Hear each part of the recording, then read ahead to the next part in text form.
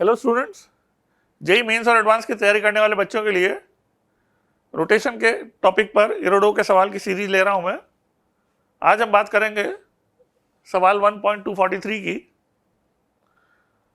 यह सवाल जो है काफी सिंपल क्वेश्चन है, फिक्स्ड एक्सिस रोटेशन के ऊपर है, जिसमें कि ये पुली जो है अपनी हिंज सेंटर के अबाउट रोटेट कर रही है और थ्रेड जो है जिससे ये स्मॉल मास लटका हुआ है वो स्लिप नहीं कर रहा है। तो सबसे पहला कॉन्सेप्ट जो आपको ध्यान रखना है वो ये कि जब फिक्स्ड एक्सिस रोटेशन होता है तो टॉर्क की इक्वेशन हिंज पॉइंट के अबाउट लिखते हैं। तो इसमें भी जो है टॉर्क की इक्वेशन जो इस पे लिखी जाएगी तो सेंटर के अबाउट लिखी जाएगी जहां पे ये पुली हिंज है। दूसरा इसमें कॉन्सेप्ट जो याद रखने का है वो है कंस्ट्रेंट स्ट्रिंग का। स्ट्रिंग जो है इसमें दी हुई है कि वो स्लिप नहीं कर रही है, तो जब इस तरह का हमें कंस्ट्रेंट दिया हुआ होता है कि थ्रेड जो है पुली के ऊपर स्लिप नहीं कर रहा है, तो हम क्या करते हैं, जो पुली का ओमेगा है और उससे लटका हुआ मास का जो ट्रांसलेशन स्पीड v है उसको रिलेट कर देते हैं। इसका जो ओमेगा होगा और इसका जो v होगा उसमें रिलेशन आ जाएगा कंस्ट्रेंट से। क्योंकि पॉइंट जो कांटेक्ट में होंगे उनमें रिलेटिव मोशन नहीं होगा, तो जो इस पॉइंट की स्पीड होगी वही थ्रेड की इस पॉइंट की स्पीड होगी। और आपको पता है पुली के इस पॉइंट की स्पीड ओमेगा आर होगी और वही स्पीड थ्रेड के इस पॉइंट की हम बोल देंगे, क्योंकि स्लिपिंग नहीं हो रही है इसलिए जो कांटेक्ट के पॉइंट्स हैं उनकी स्पीड इक्वल कर देंगे। तो हमें जो कंस्ट्रेंट से रिलेशन मिलेगा वो मिलेगा v equal to omega r, और एक्सेलरेशन जो इसमें आएगा वो इसके एंगुलर एक्सेलरेशन से रिलेट हो जाएगा, a equal to r alpha. अब हमसे पूछा क्या है, सिस्टम को रेस्ट से रिलीज किया है और पूछा है कि एंगुलर वेलोसिटी टाइम t पे इस सिलेंडर की क्या होगी। सिलेंडर इस पुली को बोला है, कैपिटल एम मास का जो सिलेंडर है इसकी एंगुलर वेलोसिटी पूछी है और kinetic energy of the whole system time t पे क्या होगा। तो पहले तो हम क्या करते हैं, इसका फोर्स एनालिसिस करते हैं, फोर्स और टॉर्क की इक्वेशन लिख के, और उससे ए और अल्फा निकालते हैं। और उसके बाद बी पार्ट के लिए जो काइनेटिक एनर्जी पूछी है उसमें हम बजाय वी और ओमेगा लिख के kinetic energy half m v square और हाफ आई ओमेगा स्क्वायर का सम करके करने के हम वर्क एनर्जी का इस्तेमाल कर सकते हैं कि ये मास जितना नीचे जाएगा उससे ग्रेविटी का वर्क आ जाएगा हमारे पास, और वही काइनेटिक एनर्जी सिस्टम की हम मान सकते हैं। तो वो ज़्यादा एफिशिएंट तरीका बी पार्ट को करने का बजाय दोनों की काइनेटिक एनर्जी अलग अलग लिख के सम करने के।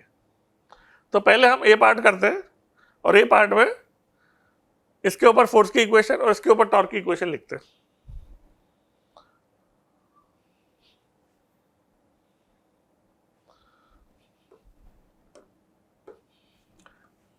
जो डायग्राम बनेगा एफबीडी का उसमें इसके जो फोर्सेस होंगे वो तो बैलेंस हो जाएंगे, केवल स्ट्रिंग का टेंशन टी का टॉर्क आएगा और वो टी इंटू आर सिलेंडर का जो होता है सॉलिड मान के आई अल्फा के बराबर कर देंगे हम। स्ट्रिंग का टेंशन टी का टॉर्क लेकर इसके एम जी का और हिंज के रिएक्शन का फोर्स का टॉर्क सेंटर के अबाउट नहीं आएगा। तो टी जो है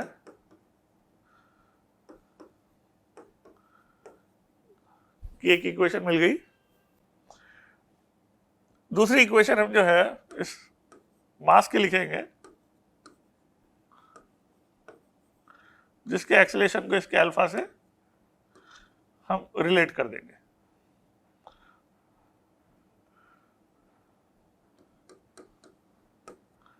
तो फोर्स की इक्वेशन क्या बनेगी,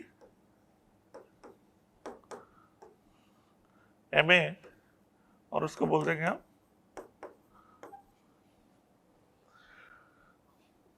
तो यहां से टी की वैल्यू यदि नीचे पुट करेंगे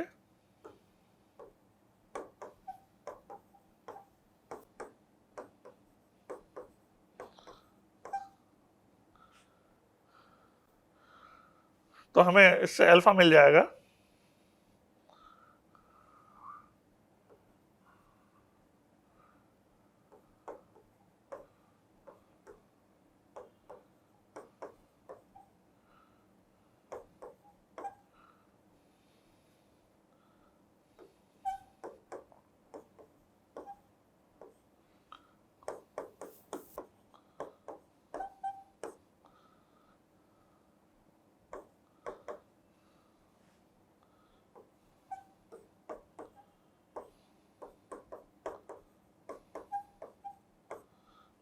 ये अल्फा की वैल्यू हो जाएगी। अब हमें इससे क्या करना है, एंगुलर वेलोसिटी निकालनी है पुली की। पुली की एंगुलर वेलोसिटी ओमेगा जो है वो अल्फा टी बोल सकते हैं।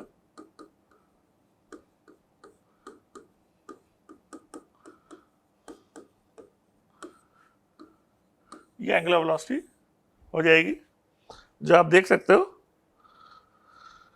ए पार्ट का आंसर हो जाएगा जी टी अपॉन आर, ये डिनोमिनेटर में है 1 + m/2m, G T upon are 1 + m/2m। अब हमें क्या करना चाहिए इस एंगुलर वेलोसिटी के बाद, प्रॉब्लम के बी पार्ट में काइनेटिक एनर्जी निकालने के लिए हम जो है, जो अल्फा में मिला था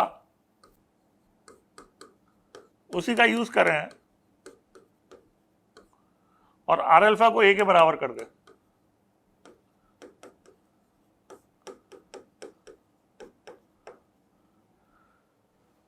तो इस ए का इस्तेमाल करके हम जो डिस्टेंस डिसेंड करेगा ये मास स्मॉल m, वो लिख सकते हैं s = ½ a/t²। और ये जितना डिस्टेंस डिसेंड करेगा उससे हम ग्रेविटी का वर्क लिख सकते हैं mg × s।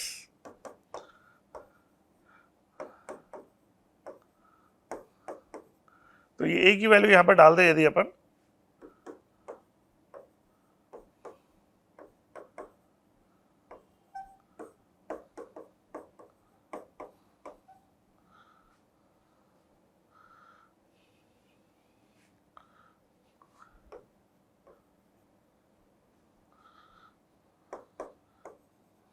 तो हमें मिल जाएगा mg²t² अपॉन 2 × 1 + m/2m।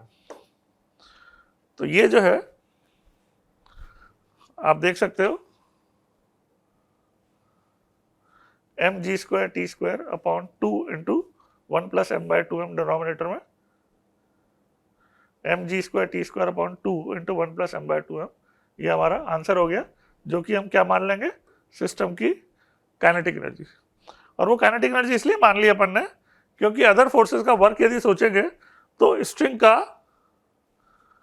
जो इसमें है दोनों पर जुड़ के वर्क 0 हो जाएगा और बाकी कोई फोर्स जो है इसलिए वर्क नहीं करेगा क्योंकि पॉइंट डिस्प्लेस नहीं हो रहा। तो स्ट्रिंग के टेंशन का वर्क दोनों पर जुड़ के 0 हो जाएगा। तो ओनली एक फोर्स जिसका वर्क हमें कंसिडर करना है वो केवल ग्रेविटी का वर्क है। तो ग्रेविटी के वर्क से पूरे सिस्टम के काइनेटिक एनर्जी के बराबर हम उसे बोल देंगे। तो ये जो है सिस्टम पे वर्क एनर्जी की थ्योरम इसलिए लिखी जाती है क्योंकि टेंशन का वर्क पूरे सिस्टम पे जुड़ के 0 हो जाता है। तो ये भी एक इंपॉर्टेंट पॉइंट है लर्न करने का कि इसमें इसके ऊपर काइनेटिक एनर्जी लिखेंगे यदि वर्क एनर्जी की थ्योरम, तो टेंशन का वर्क आएगा, मगर यदि अपन पूरे को सिस्टम बना देंगे तो टेंशन का वर्क दोनों पे जुड़ के 0 हो जाएगा। तो ये भी एक इंपॉर्टेंट पॉइंट है जो आपको ध्यान रखना है। और काफी चीजें थी इस प्रॉब्लम में लर्न करने की। एक तो कंस्ट्रेंट का पॉइंट था लर्न करने का, एक फिक्स्ड एक्सिस रोटेशन का था कि यदि एक्सिस फिक्स्ड होती है तो उसी पॉइंट के अबाउट जहां के अबाउट रोटेशन हो रहा होता है टॉर्क की इक्वेशन लिखी जाती है। इसी को अपन कंटिन्यू करेंगे नेक्स्ट वीडियो में, अगली प्रॉब्लम की बात करेंगे on fixed axis rotation only. Thank you.